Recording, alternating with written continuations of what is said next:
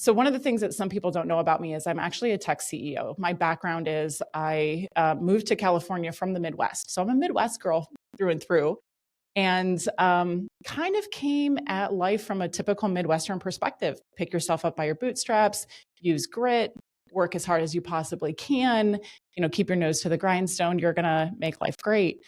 Um, when I moved to California and started running businesses in the tech sphere, I really had this weird duality going on in my mind, where on one hand, I felt cool to be creating tech products, to be rolling out broadband to the world, to be enabling us to have the access to the internet inside of our smartphones. And now we're streaming everything, every minute of our lives every day. And at the same time, I had this huge dysphoria around like, wow, I'm more successful than I've ever been. I'm providing more jobs than I've ever provided in my career. I'm building this thing that's connecting people. And man, I really feel kind of like less connected to the actual people that I'm around than I ever have. And I kind of saw this trend where like social media, which is really what our children are using to engage and with each other, like it was enabled by these broadband networks that I was helping build throughout the country. And so I had this dysphoria around like, okay, by external measures of success, I'm doing a lot of good for the world, but man, do I actually feel like I just helped enable this beast that's going to take us over. And so in general, I started to become more and more disillusioned rather with the tech system and the tech ecosystem. And I decided that I wanted to take a year off. And I had recently purchased land in Sonoma County, California, in Petaluma specifically. So we've got almost 120 acres of land. And this was right before the pandemic hit. So I had this like perfect setup of random events where I decided I didn't want to do tech for a while and that I wanted to go on a sabbatical. I had purchased this land that was available to me. A global pandemic hit that shut down everything, but forced me to stay on my land and figure out what the heck I was going to do with it.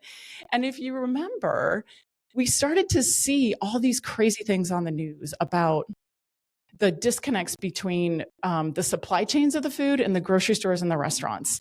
And because grocery stores were shut down because restaurants were shut down and because grocery stores had very singular supply chains, they were not able to actually get us enough food by moving things from one channel to the next because everything was so hyper industrialized and specialized. So you would see tens of thousands of gallons of milk getting poured down the drain on the news because the supply chains were not quick enough to react.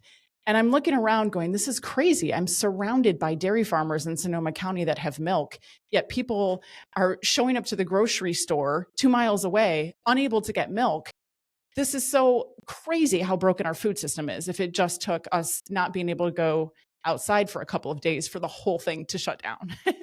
And so that was an opportunity for us to say, we've got land, we're outside, it's safe to be outside. Farmers, bring your stuff here. Community, come here and pick it up. And we really just started out as a COVID response to how to get local food in the hands of local people. And that sort of, catalytic moment right there has stayed true to our mission, which is really how do we make our community stronger by connecting the source of our food with our people? And we don't have the pandemic anymore to deal with. But one of the things that we learned by servicing people through the pandemic was that what they love about us the most is the connection that we provide. And, a brief anecdote for that is we do offer home delivery of our products. And I'm sure we'll talk a little bit more about what those are. But I would say probably 80% of our customers actually prefer to drive the 2 miles outside of town to come visit us on the farm because they're after that moment to breathe, that moment to see neighbors, that moment to have a glass of wine or some, water or lemonade and just be a human in the world. And that's not something that you really get a chance to do when you're, trying to get a parking lot at Whole Foods and, figure out how many carts you're going to bump up against in the Trader Joe's aisle that's too narrow.